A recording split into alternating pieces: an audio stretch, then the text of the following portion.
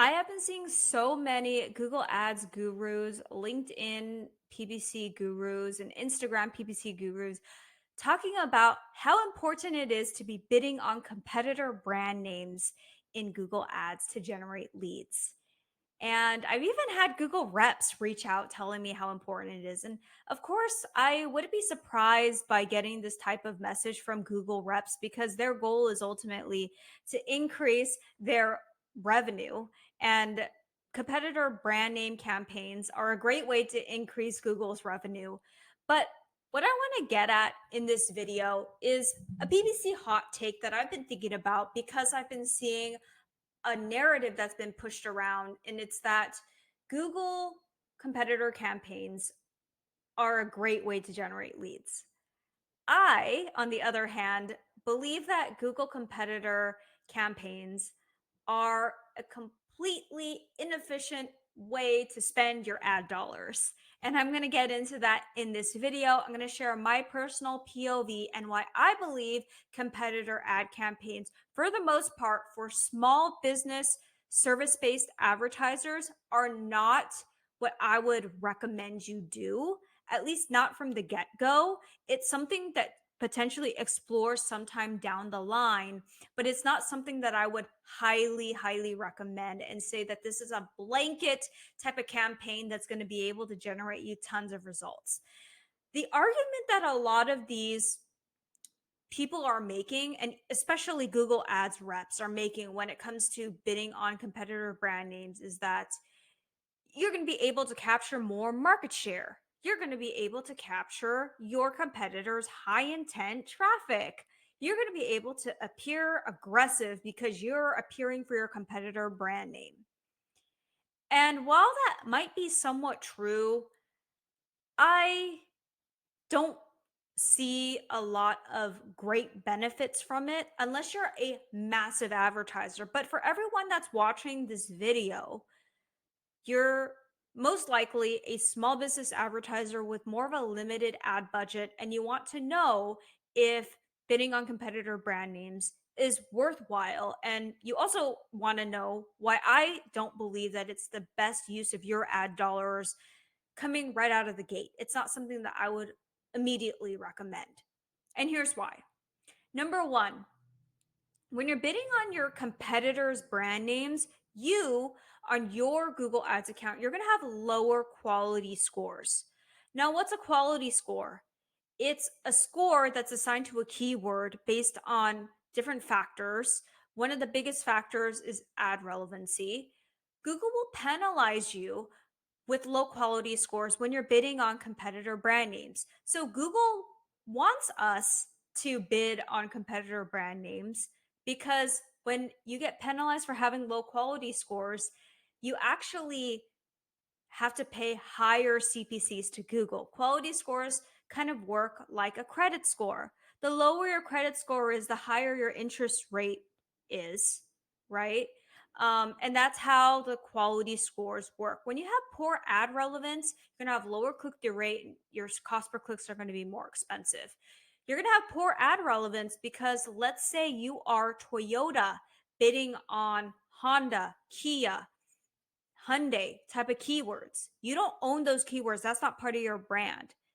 Google loves it because they see higher CPCs and get more revenue every time someone clicks on those ads that you're bidding on for, or those keywords that you're bidding uh, on your campaigns that don't belong to you because your relevancy is lower.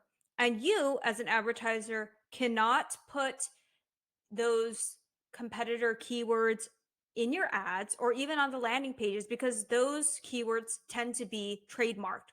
If you're a big brand, if you're a small brand, might be able to get away with not not having those legal issues. But if you're a big brand trying to bid on other big brand terms, that's definitely something to consider. The second thing that I want to touch on when it comes to why I believe that competitor brand name campaigns are complete waste of ad dollars for small business advertisers is that it's got weak conversion intent. Users were specifically looking for another brand. They're not looking to be usually looking to be convinced by an alternative. Now, I think it does depend on the industry that you're in. So I'm not going to give this a blanket statement and say, okay, like all competitor campaigns are a complete waste.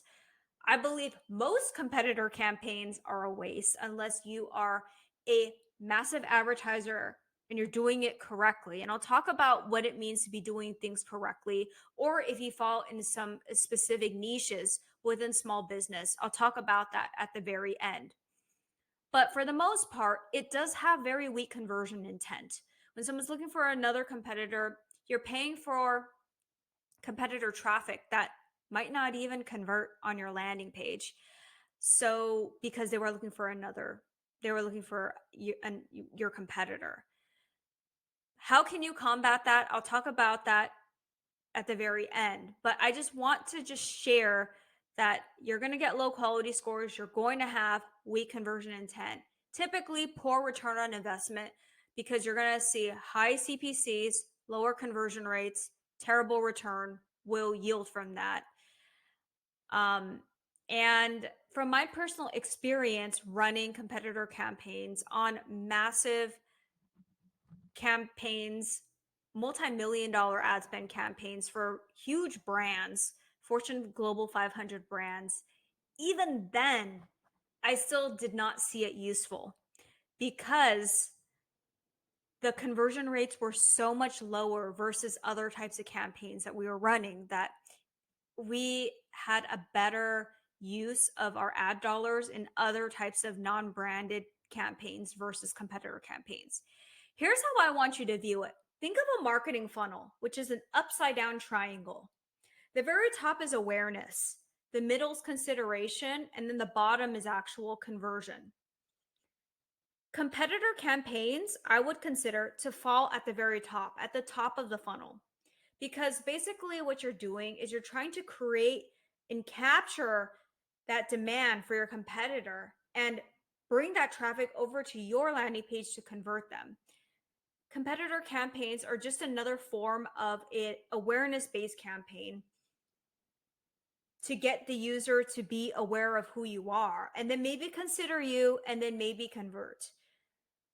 But the likelihood of them converting as high as on a brand campaign or as a non-brand campaign is just, it's going to be very low because they were already considering another brand to begin with. So, couple things that I wanted to mention. Competitor campaigns could potentially work if you are in a emergency based niche.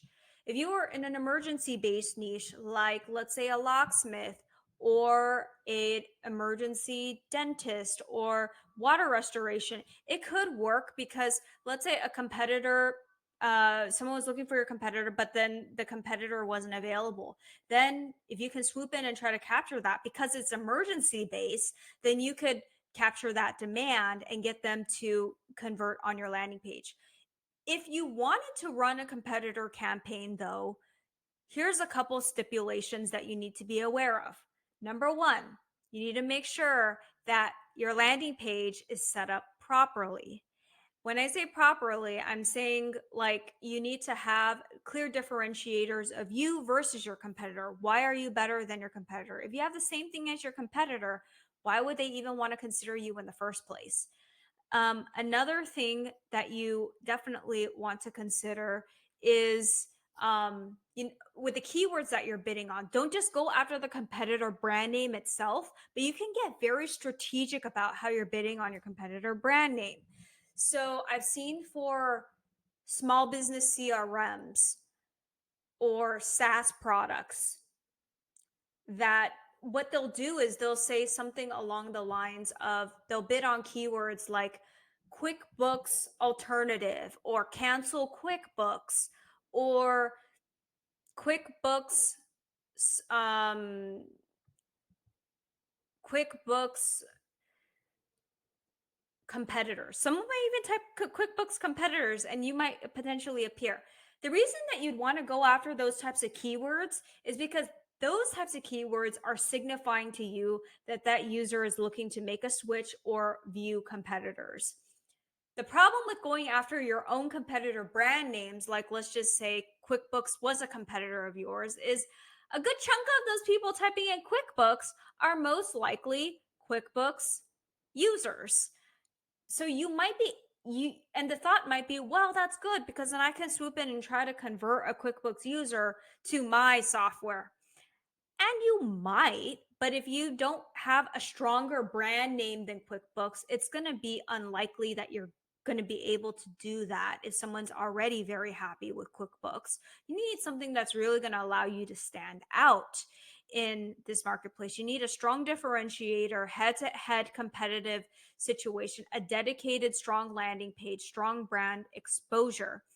But what I'm arguing in this video is that I believe that competitor campaigns are, for the most part, a waste of money for small businesses because most of them are not doing it correctly. And on top of that, most of them don't even have enough budget to even be doing it correctly. In fact, most of the time, I just recommend the budget that would be going towards competitor brand campaigns, putting into those non brand campaign type of keywords to generate more from that.